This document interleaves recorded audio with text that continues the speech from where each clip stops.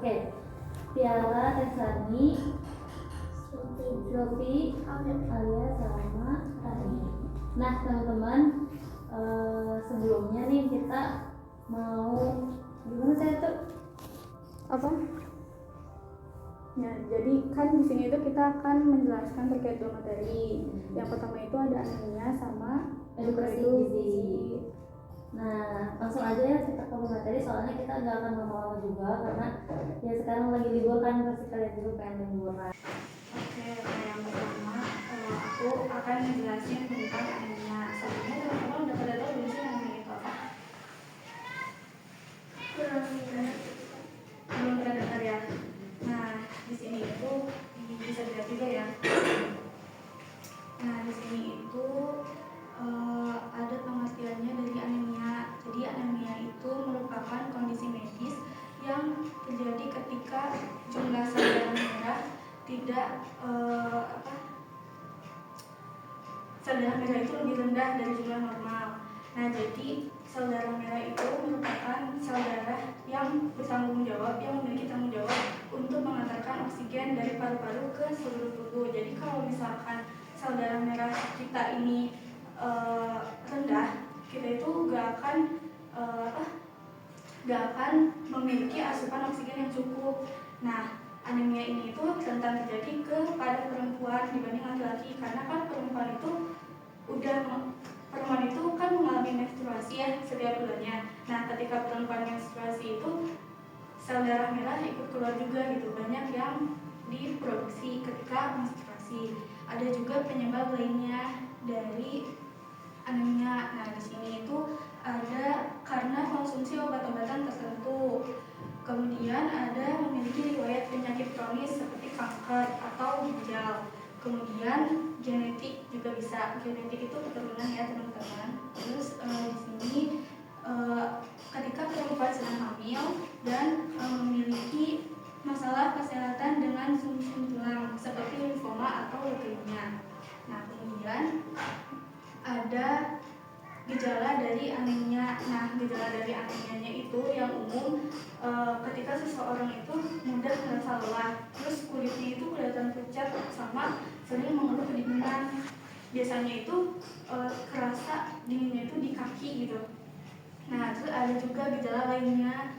Nah, di sini itu selalu merasa mudah marah. Teman-teman di sini mudah marah nggak? Terus sakit kepala, kemudian mengalami masalah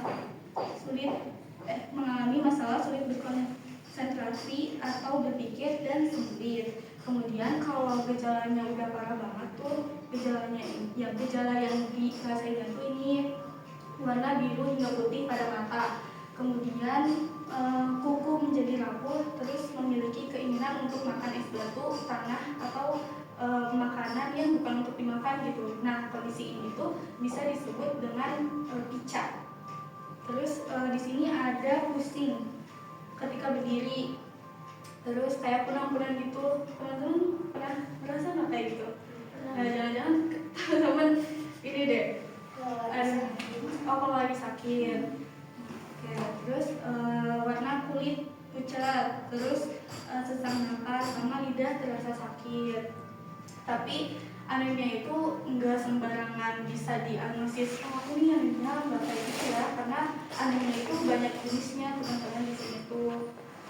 Terus di sini ada dampak anemia pada remaja.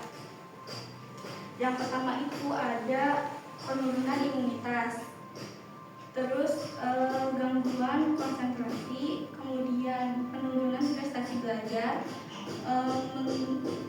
kemudian mengganggu kebugaran dan produktivitas, kemudian memperbesar risiko kematian saat melahirkan, terus menjadi salah satu penyebab lahir prematur dan besar bayi yang cenderung rendah. Nah, ini itu yang soal bayi ini, kalau misalkan perempuan kan melahirkan ya, melahirkan. Nah, kalau misalkan si anaknya ini berat badannya gak normal atau nanti tumbuh kembangnya itu gak normal, nah itu tuh dikatakan stunting gitu. Jadi berbeda dengan kondisi pada umumnya gitu.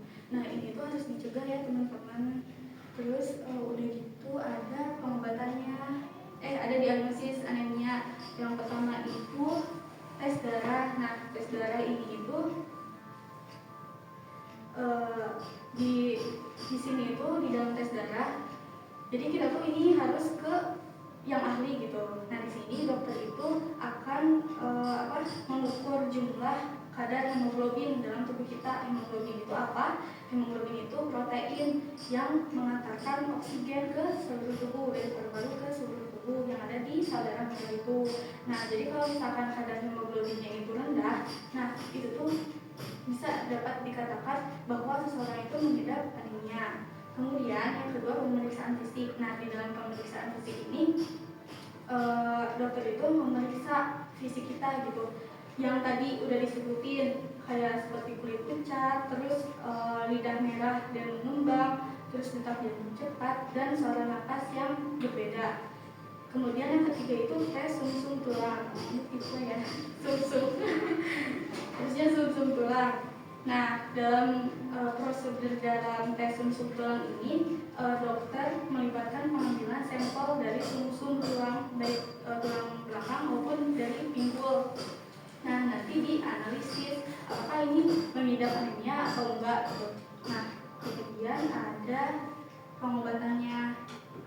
Nah, di dalam pengobatannya itu yang pertama ada suplemen gizi. Jadi di sini teman-teman dalam suplemen gizi itu harus mengkonsumsi makanan yang kaya akan zat besi, terus asam folat, sama vitamin B12. Nah, kemudian di sini ada transfusi darah. Nah, kalau pengobatan dalam transfusi darah ini dilakukan ketika si penderita ini udah parah banget gitu anemianya. Caranya itu kayak orang yang sehat mendonorin darahnya ke pasien, kayak gitu, kayak donor darah lagi lah.